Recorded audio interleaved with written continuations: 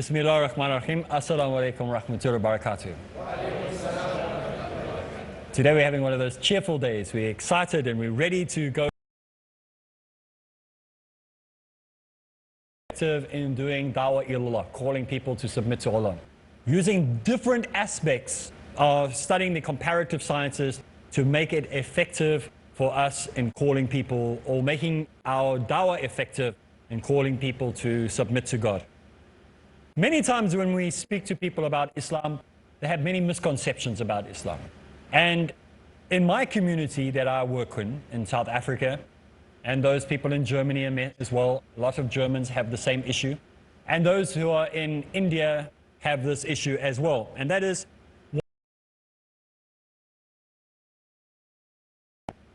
why do you people project this idea of, eating meat? You disrespect vegetarians, you don't like the idea of a person being a vegetarian. This is nonsense. There is nowhere that Muslims say that you cannot be a vegetarian. You're welcome to be a vegetarian. You're welcome to eat nuts for the rest of your life and never eat anything else. You're welcome to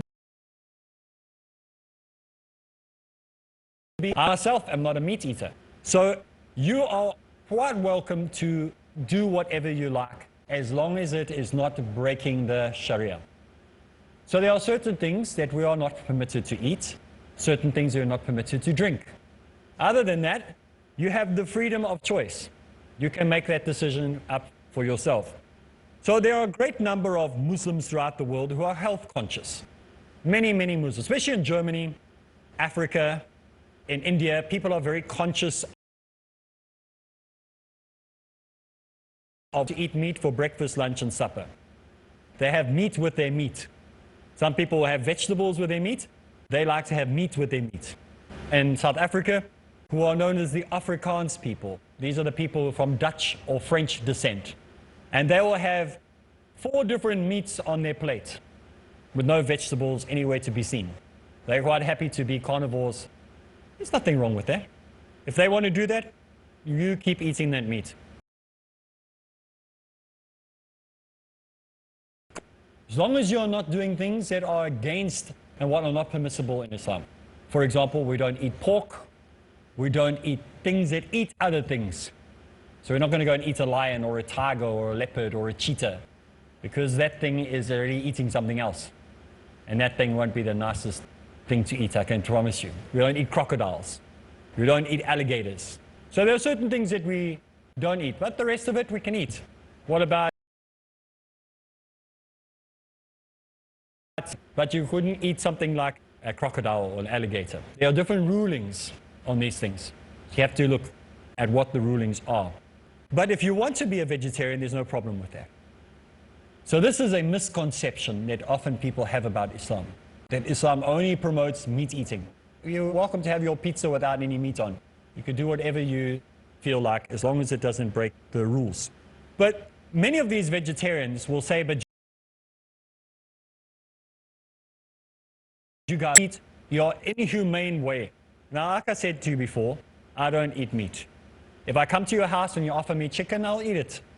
If I come to your house and you offer me a nice lamb curry, I'll eat it. I'm not going to make an issue about it. But my own choices, I choose not to. And I'll give you a few small reasons. I'm not asking you all to go now and stop eating meat because of this. But the reason I don't eat meat has got nothing to do with the animal. It's got to do what the animal is given, is why I don't want to eat meat. Today, we don't farm animals. And because time is money, you want the animal to grow as quickly as possible. So along comes the vet, and he gives an injection to the animal, quite often, called growth hormones. Helps it grow faster. Steroids is sometimes better known. And those steroids remain in the meat no matter what happens. So when you're eating your nice little steak, or you're eating your mutton curry, or whatever it is, affect your biology. But other than that, they also put in antibiotics and other medication, which when you get sick and you need antibiotics, they don't work as effectively because the meat is filled with all those antibiotics already. So these are the reasons I do it. Not because of the animal, but because of what they give the animal. So these are the reasons why I don't eat meat. But if I eat meat, it'll be very seldom. Side effects from what's been put in the meat, the additives that have been put in. Can you eat meat that doesn't have this? Of course you can. You can go to small holdings, small farmers, not the big commercial ones. They can't afford to give all these inoculations to the animals in the first place. And they'll be very, very happy that you're buying meat from them or buying a sheep from them or whatever. And you can slaughter it the correct way. You know that at least the animal's done properly. And then it's fine. You can eat as much meat as you like. And Africa do this, so I just choose rather not to. In Islam, an animal is slaughtered in a way that we call halal. Have a halal way and a non-halal way. Non-halal way is the way that those vegetarians who are complaining about the way the Muslims do it, you need to go see how the rest of the world do it. There are many different ways that they put down an animal. And I'm sorry if it gets a little bit graphic today. The one way is to electrocute the animal. So the animals will walk into an area, whether it be a cow, whatever animal they're going to use are not nice, sharp instruments. They're very horrid and very crude, very hard metal hitting against it, almost breaking the neck of the animal. The third method is a gun that is used, but it's not a bullet. It's a piece of metal that comes in and out of the weapon. So they pull it back, and they shoot, hits the animal in the head, sort of stuns it a bit. There are many, many methods. All of them are barbaric, all of them are very, very painful, and all of them create a great deal of stress to the other animals around. There is no separation of the animals when this takes place. It's like a chaotic experience. Some of the animals, their hearts are still pumping. Most of the animals, in fact, their hearts are still pumping. When the next person comes along and grabs a knife, a very sharp knife, and pulls down the animal, its entrails start to fall out everywhere, and it is still alive when this takes place. And if they see that the animal is still alive at that point, then somebody might shoot it again or electrocute it again. This is the normal way your meat is given to you at your table. In Islam, this is not permissible. Because we as humans have a responsibility over that animal. We give you a humane way of dying. We don't make you suffer. We don't torture you. We don't make you see the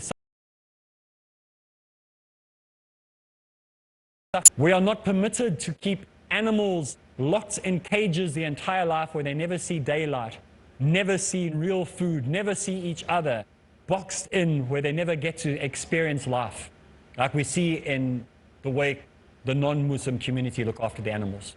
Some cows, some sheep, some goats, and most chickens and fowls never, ever, ever get to move their legs, never get to move their bodies.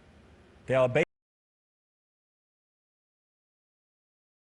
basically, and they are force-fed with a tube. Their beaks are cut so that they don't peck or injure the neighbor next to them. Their feet don't develop because they never get to move. They are deformed. The vast majority of your food that you're eating, that's how it looks before it gets slaughtered. It is force-fed.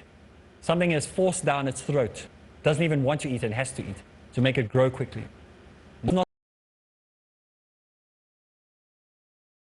see the suffering of another animal, let alone suffering itself. It must be allowed to be an animal, not to be a factory. That animal, when it is time for it to become part of the food chain for us to eat as humans who want to eat it, the animal is put on its side, preferably, so that it is in a calm state. If you take a crocodile and you rub your hands on its belly, if you have the opportunity to do that, it just lies there, doesn't move. Won't try and attack you, won't try and snap you. You can open its jaw and put your head inside. You've seen things where people are doing that with chickens. Seen it on YouTube and things like that, where they take a chicken, they turn it upside and put it there, and it looks like the person's hypnotized it. But when you put an animal on its side or on its back, it goes into what looks like a trance. It looks like it's totally relaxed. This is not a trick. This is just the way Allah has created this animal, to be at its most passive state. We're going to take a break. When we get back, we will continue with this, inshallah.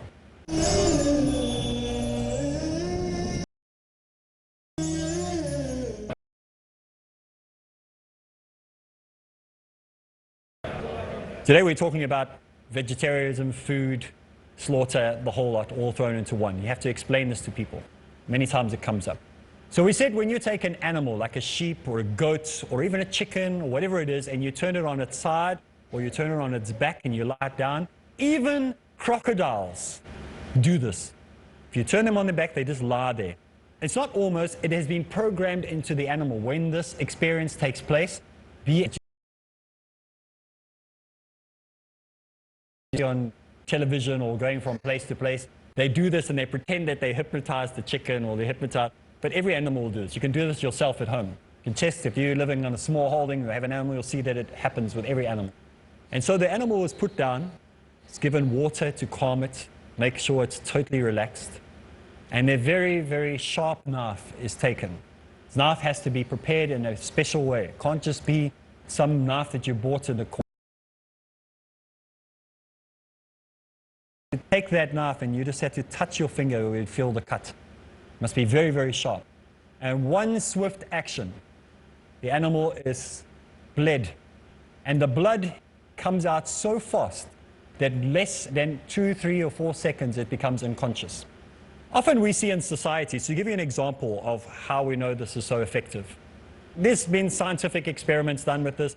YouTube is full of the scientific experiments to show you that this is the most humane way. But let's say that you're not interested in the scientific method. You want proof, and you're not interested in what science has to say about all the proofs that they might have scientifically. You might be one of those hard people that don't want to listen to science. It's fine. One of the favorite ways that human beings like to commit suicide is hanging themselves. Do you know that? Not slitting your wrists, shooting yourself, hanging yourself. You ever wondered why? I mean, it seems like the worst way to commit suicide. The veins are here. When the rope pushes, it closes off the blood circulation to the brain. And you pass out long before, you lose consciousness long before you even begin to choke. Within 5 or 6 seconds, you lose consciousness, and so you faint. And then you choke to death. You stop getting oxygen in, but you're no longer conscious of that. So that's why it's the preferred method. That's why millions of people in many do that.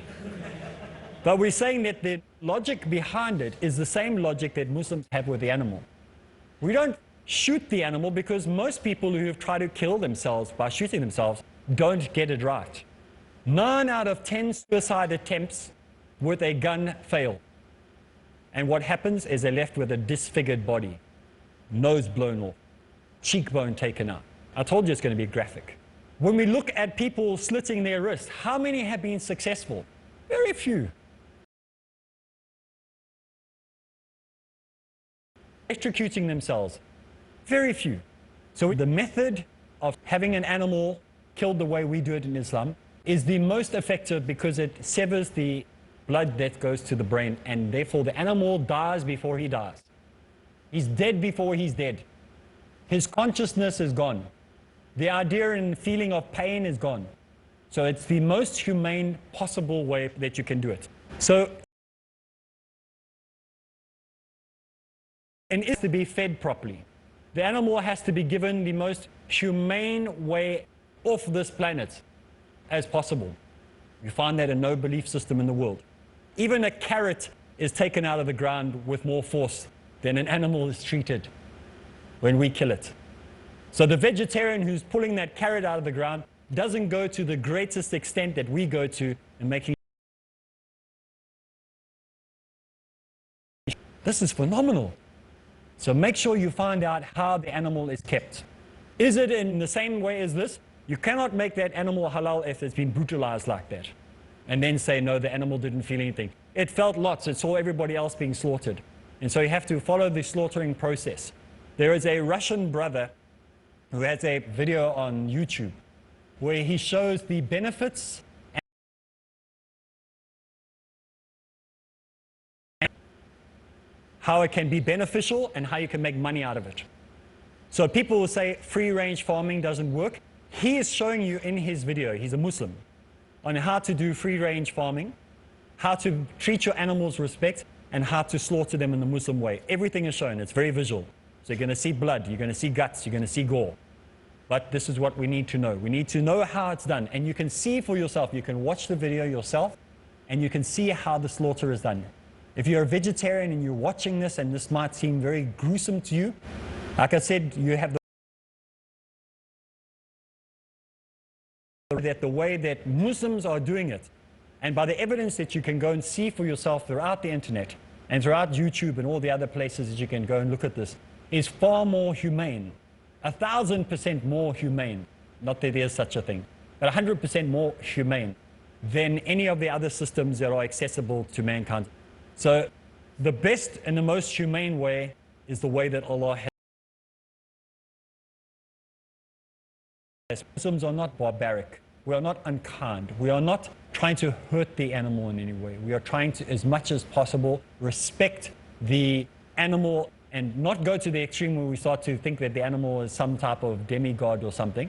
But we are respecting that animal's right. Just like we respect everything. We respect the plants. We respect the trees. We respect the environment. Our responsibility as human beings is to protect the environment. Or your sweets or your beverage and throw it out the window. It's not permissible for us to do that. If you're doing that, you need to stop doing that. You need to take that garbage and throw it away in the right place. You are given as a steward on planet Earth to look after these things, to respect the rights of everything that Allah has created. So we as Muslims have a great deal of respect for the environment, great deal of respect for the more carnivorous animals, like animals that are like lions, leopards, things like that, are ferocious. But generally speaking, you don't find chickens going and eating chickens. Like chickens will normally eat little worms, they'll eat insects, things like that. They won't go around looking for a cow to eat or a chicken or a rat to eat. They generally stay away from this. But we're talking for the sense of dawah. So you're giving them a basic understanding of how Islam treats and respects the rights of animals. That we actually do. It's not like we're just saying this. We actually do. And I'm so happy and so pleased that many of our Muslim brothers and sisters who own farms and own these animal breeding colonies, they are very, very good with animals. Generally speaking, 90% of them are really good, and they follow the Sharia on how to raise animals, how to feed animals, and how to slaughter animals. But there are some people who are just in for the money.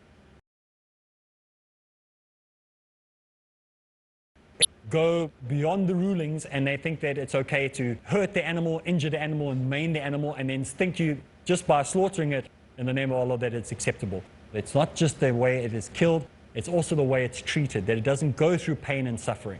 So this is what we have to understand. So inshallah, hopefully that answered some of your questions. Well, that's all the time we have for today's program. Do more research on the topic. I'm not the beginning and end of all of this. You need to go do more homework. So that's all the time we have for today's show. So make sure you join us again. So for me, Areeb Islam, Assalamu alaikum wa rahmatullahi wa barakatuh.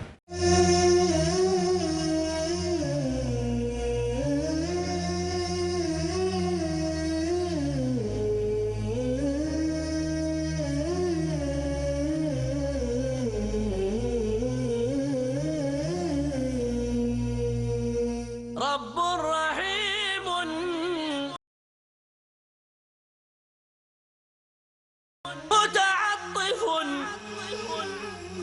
لا ينتهي بالحصر ما أعطاه